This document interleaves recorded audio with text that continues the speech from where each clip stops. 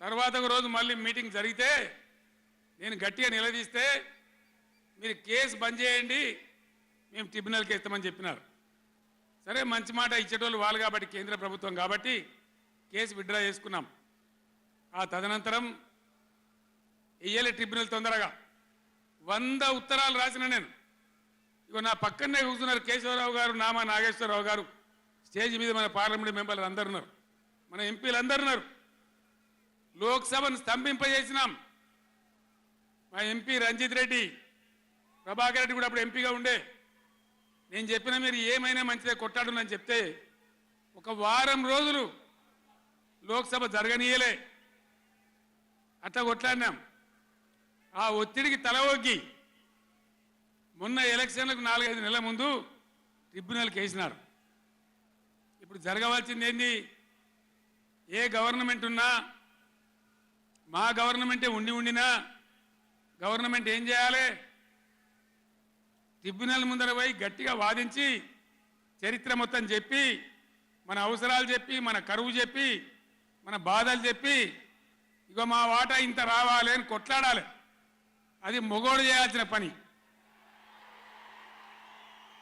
ప్రజల మీద ప్రేమ ఉన్నోడు చేయాల్సిన పని. మీకేం కోపం వచ్చిందో, ఏం భ్రమల పడ్డారో,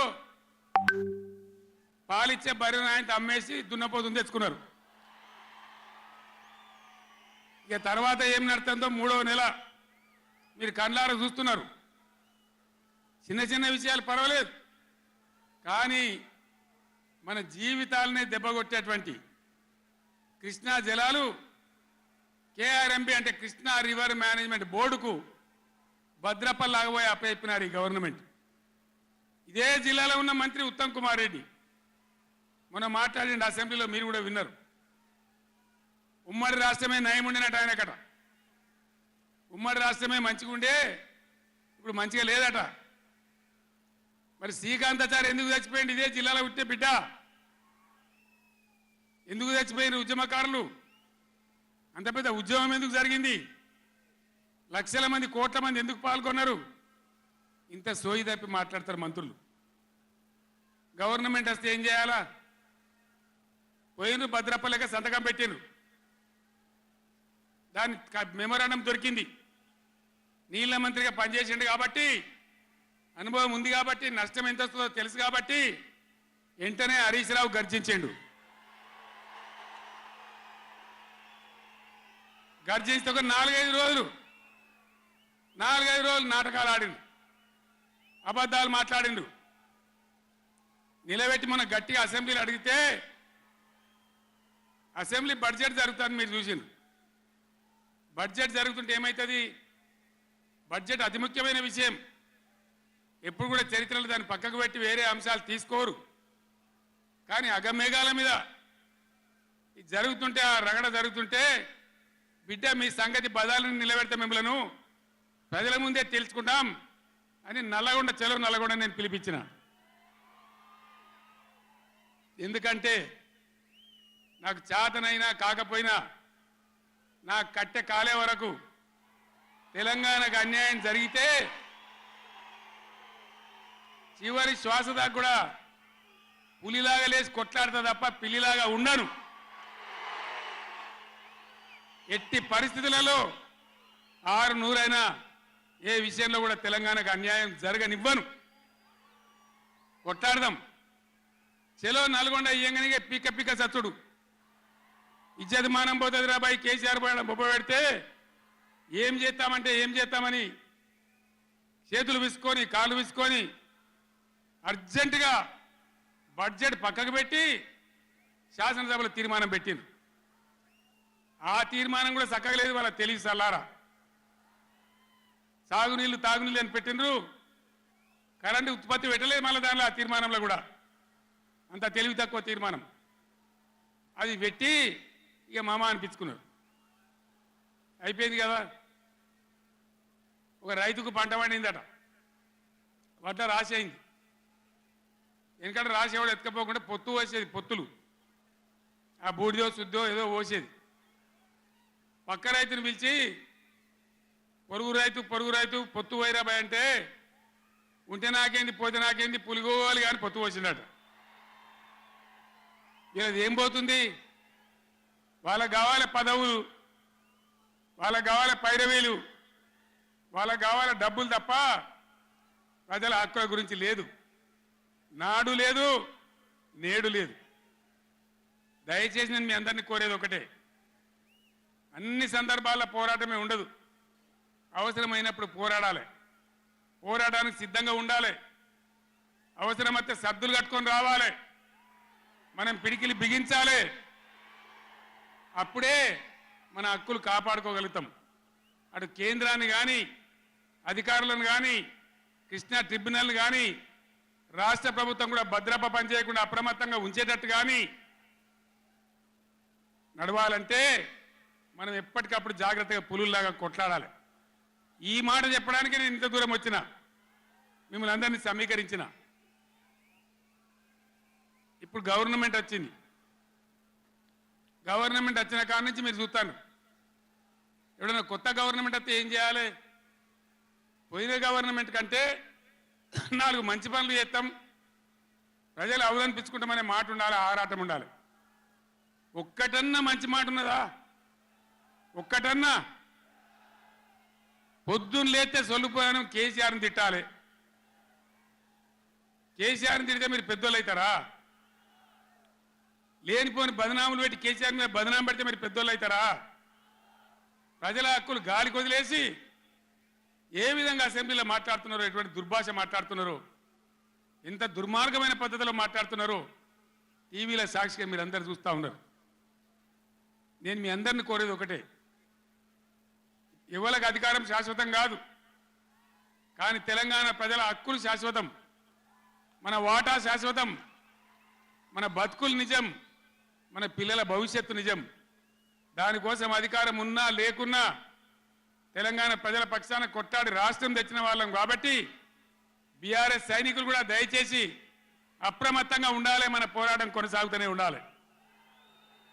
ఆ విధంగా మనం ముందుకు పోవాలి. నాకు కొన్ని విషయాలు అర్థమైతలేవు. ఈ మైకోనికి మళ్ళీ ఏం పుట్టిందా? ఏం చేయకమని వాడిని ఉన్నది నడుచుమని. మేము కరెంటు తెచ్చినాం ఆ రోజు.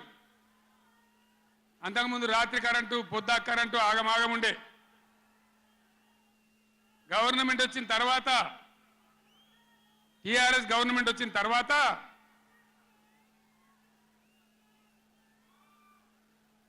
ఇంకేమైనా రోగమా, బీమారే? అరే బాబు, ఉన్నదంటే ఉంచరా మైకు, ఏం మాట్లాడక, ఏం చేయకు, నువ్వేం చదరకు. దాన్ని కరెంటు తెచ్చినాం. ఒక 7-8 నెలల్లో కరెంటు బాగా చేసి ఏడాది అర్థం నుంచి 24 గంటల కరెంటు ఇచ్చినాం రైతాంగానికి. మీరందరూ సంతోషంగా నడింట పడుకొని పంటలు పండించారు. పాములు గర్వంగా, తేలు గర్వంగా బాయిల కాడికి పోలే. కేసీఆర్ పోగానే, కేసీఆర్ గవర్నమెంట్ పోగానే కట్కేసినట్టే బంద్ అవుతుంది ఆ కరెంటు. నేను 9 ఏళ్ళు ఇచ్చిన కరెంటు ఏం రోగమైంది? ఏం దానికి ఏమైనా మాయరోగం వచ్చిందా? యాడికి బాయా కరెంటు? ఎటు బాయే? దద్దమ్మల రాజ్యం ఉంటే గట్లనే ఉంటుంది, చాతగాని చవటల రాజ్యం ఉంటే గట్లనే ఉంటుంది. వాళ్ళు ఉన్నంత మాత్రాన మనం నర్వస్ కావద్దు. ఎక్కడికక్కడ నిలదీయాలి. ఏమైందిరా బిడ్డ నా కరెంట్ అని అడగాలి. ఇవాళ నేను ఒక మాట కుల్లా చెప్తున్నా, మొన్నటిదాకా నడిచిన కరెంటు కాకుండా ఇదే మిర్యాలగూడ నియోజకవర్గంలో దామరచర్ల మండలంలో 4000 మెగావాట్ల పవర్ ప్లాంట్ కట్టినాం. ఇదే జగదీష్ రెడ్డి గారి నాయకత్వంలో. అయిపోయినాయి. 80% పనులు అయిపోయినాయి, 90% అయిపోయినాయి. అది కష్టపడి చేసేస్తే 2-3 నెలలు తిప్పల పడితే 4000 మెగావాట్ల పవర్ వస్తుంది. రామగుండంలో ఆనాడు మొదలుపెట్టినటువంటి ఎన్టీపీసీ పవర్ వచ్చేసింది. ఆల్రెడీ 800 మెగావాట్లు వచ్చింది. ఇంకో 800 మెగావాట్లు రాబోతా ఉంది. అంటే ఆనాడు నేను నడిపినాడు ఉన్నదానికంటే 5600 మెగావాట్ల పవర్ కరెంటు ఎక్కువ ఉండంగా కూడా వీళ్ళకి ఏం రోగం పుట్టింది? కరెంట్ ఎందుకు ఇస్తలేరు? ఎందుకు తిప్పల పెడుతున్నారు? బిడ్డ అయ్యేలా చెలో నల్గొండతోనే ఆపం. ఎక్కడ దొరికితే అక్కడ బదాలు నిలదీసి మీ కథలు చేస్తాం. ప్రజలను కరెంటుకు తిప్పల పెట్టినా, నీళ్ళకు తిప్పల పెట్టినా, మంచినీళ్ళకు తిప్పల పెట్టినా ఎక్కడికక్కడ మిమ్మల్ని నిలబెడతాం. మిమ్మల్ని గవర్నమెంట్ తెచ్చిండ్రు, మాకేం బాధ్యత ఇచ్చిండ్రు? ప్రతిపక్షం బాధ్యత ఇచ్చిండ్రు. మిమ్మల్ని నిలదీసే బాధ్యత మాకు ఇచ్చిండ్రు. కాబట్టి ఎక్కడికక్కడ మిమ్మల్ని నిలదీస్తాం తప్ప వదిలిపెడతామనేటువంటి దానిలో ఉండొద్దు. ప్రజలకు తప్పు చేయొద్దు. నేను హెచ్చరిస్తా ఉన్నా ఈ రాష్ట్ర ప్రభుత్వాన్ని. ఏ విధంగా బీఆర్ఎస్ గవర్నమెంట్ ఇచ్చిందో వెంటనే కరెంటు పునరుద్ధరించాలి. ఆ విధంగా మొత్తం రాష్ట్రానికి, రైతాంగానికి కరెంటు ఇవ్వాలి. కానీ వీళ్ళ వ్యవహారం ఎట్లున్నది? చరిత్రలో ఎన్నడూ లేదు. అసెంబ్లీలో తెచ్చి జనరేటర్ పెట్టి వీళ్ళ తెలివికి అసెంబ్లీలోనే మనోళ్ళు మీటింగ్లు తిరుగుతుంటే ఒక మీటింగ్ మాట్లాడుతుంటే 7 మాటలు పోతుంది కరెంటు. నల్గొండలో జగదీష్ రెడ్డి మాట్లాడుతుంటే 7 సార్లు పోతుంది కరెంటు. ఏం మాయ రోగం వచ్చింది? మీకు తెలివిలేక, నడపరాక, చాతగాక ఇలా మంది మీద బదనాం పెట్టి బతుకుదాం అనుకుంటున్నారా? అట్లా కాదు బిడ్డ, జాగ్రత్త. బతకనీయం, ఎంబడబడతాం, వేటాడతాం.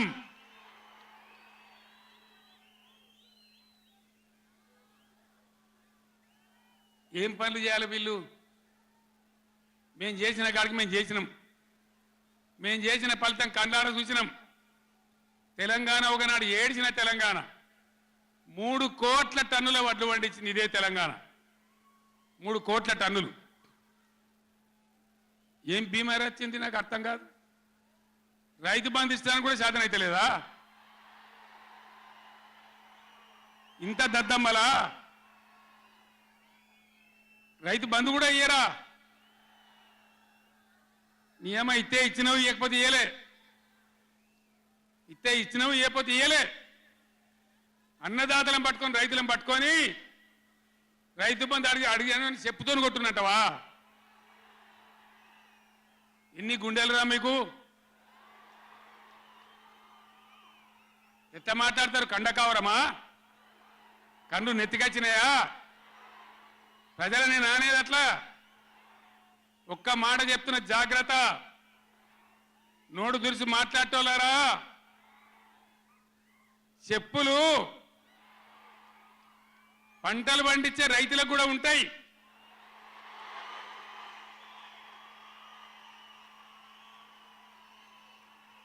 రైతుల చెప్పులు ఎట్లుంటాయి? బందోబస్తుగా ఉంటాయి బాగా. రైతుల చెప్పులు ఎట్లుంటాయి? బందోబస్తుగా ఉంటాయి, గట్టిగా ఉంటాయి. ఒక్కటే చెప్పు దెబ్బతో మూడు పళ్ళు ఊసిపోతాయి. దానికోసమైనా మీరు అడిగేది? ఇది మర్యాదనా? ఇది గౌరవమా? ప్రజలను గౌరవించే పద్ధత? నీకు చేత కాకపోతే మాఫ్ చేయండి, నేను ఎందుకు చేస్తా అని చెప్పాలి. వెళ్తలేదు అని చెప్పాలి, మాకు చేయలేదు అని చెప్పాలి. కానీ అడిగినోని చెప్తోని కొట్టాలి. కేసీఆర్ సెలవు నల్గొండ అంటే కేసీఆర్ను తిరగనీయం. ఇంత మోగోళ్ళ కేసీఆర్ను తిరగనియారట. తెలంగాణ తెచ్చిన కేసీఆర్నే తిరగనియారా? ఏం చేస్తారు? చంపేస్తారద్దా? చంపుతావా? దా వ్యాపారం చంపుతావుదా? కేసీఆర్ని చంపి మీరు ఉంటారా? ఇది పద్ధత? ప్రతిపక్ష పార్టీ తప్పకుండా ప్రజల సమస్యల మీద వస్తుంది, ప్రజల మధ్య అడుగుతుంది, వాదన చెప్తుంది. నీ దమ్ముంటే మేము చేసిన దానికన్నా ఇంకా మంచిగా చేసి చూపి. కరెంటు మంచిగా చూపి. ఆగమాగం అడివడివి ఇష్టం వచ్చినట్టు ఏం చేయాలి? అలా పాలమూరు ఎత్తిపోతల పూర్తి చేయాలి, దాని గురించి మాట లేదు. ఖమ్మంలో సీతారామ ఎత్తిపోతల పూర్తి చేయాలి, దాని గురించి ముచ్చట లేదు. ఇంకా గురుకులాలు ఎక్కువ పెట్టాలి పేద పిల్లల గురించి, ఆ ముచ్చట లేదు. కరెంటు మంచిగా ఇవ్వాలి, ఆ ముచ్చట లేదు. మంచినీళ్ళు రావాలి మంచిగా. రాష్ట్రంలో చాలా దిక్కులు తిప్పలైతా ఉన్నది, పట్టించుకునే నాతులు లేడు. ఇంత మాయలమే ఇవన్నీ మాయం చేసి బలాదురుగా తిరుగుతామనుకుంటున్నారా? తిరగని ఇయ్యం, జాగ్రత్త అని చెప్తా ఉన్నా. తప్పక నిలదీస్తాం, ఎండగడతాం.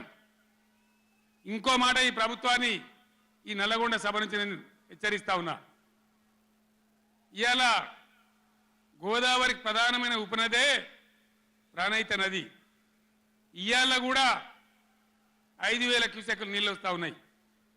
అవి ఎత్తిపోయాలి, ఎల్ఎండి ఎంఎండి నింపాలి, రైతులకు నీళ్ళు ఇవ్వాలి. కానీ ఏం చేస్తాను? మేడిగడ్డ పోతాము, బూరుగడ్డకు పోతాం, బొందలగడ్డకు పోతాము. ఏ తోకమట్టు నాది మేడిగడ్డ అక్కడ.